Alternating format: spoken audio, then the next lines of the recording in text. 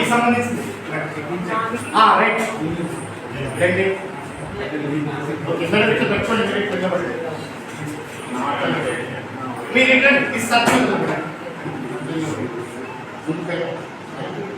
Sir ఒక 1 2 3 4 5 6 members అండి.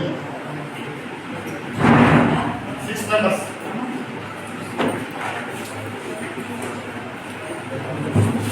అన్ని కంప్లీట్గా వస్తుంది మేడం.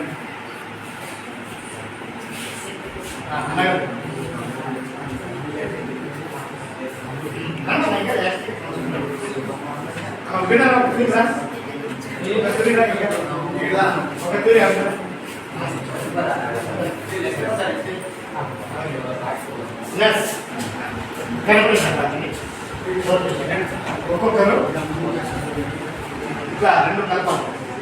చదవాలి. మీరే చెప్పాలి, అంటే మీకు చెప్పాలి, మీరు కూడా చెప్పాలి. ఇది ఏముందో చూసుకురా, గట్టిగా చెప్పండి ఒకసారి. సార్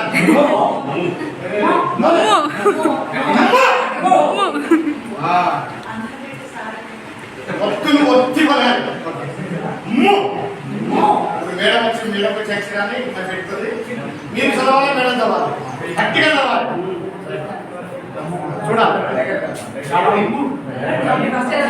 మీరు చదవండి గట్టిగా.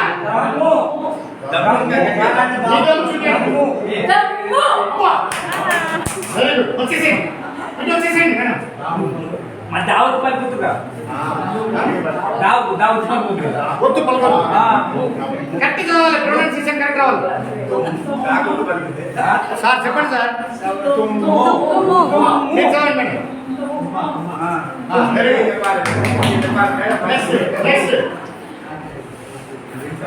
పిల్లల ఆసక్తి చూస్తారు.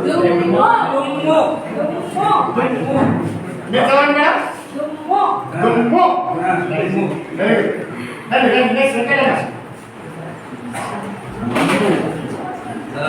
సొమ్ము సొమ్ము సొమ్ము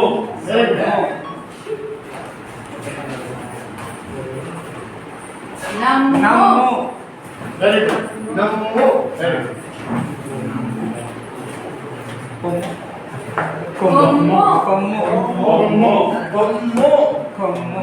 ఇట్లా మన పిల్లలకు మనం కావాలంటే వాటి అర్థాలను కూడా అడగవచ్చు. కొమ్ము అంటే ఏంటి ఒకసారి చెప్పుకొని కూడా అక్కడ అడగవచ్చు. సన్నివేశాన్ని బట్టి, సందర్భాన్ని బట్టి ఆ పదాలు, యాక్షన్ అన్నీ కూడా ఏకకాలంలో వస్తుంది సార్. ఇది ఐస్ బ్రేక్ యాక్టివిటీస్ అంటారు. దయచేసి పాఠశాలలో బోధన అభ్యాస ప్రక్రియలో పాటలు చెప్పేటప్పుడు కానీ, యాక్టివిటీ చెప్పేటప్పుడు కానీ ఇటువంటి ఐస్ బ్రేక్ మధ్య మధ్యలో చేస్తే పిల్లలు యాక్టివిటీస్ అయితే మనం కూడా యాక్టివ్ అవుతాం. టోటల్ క్లాస్ సూపర్ గా పనిచేస్తుంది. ఈ ఐస్ బ్రేక్స్ యాక్టివిటీస్ చేయండి. ఐస్ బ్రేక్ అంటే ఐస్ బ్రేక్ అంటే బ్రేక్ కాకుండా అంటే అర్థం అంతరార్థం.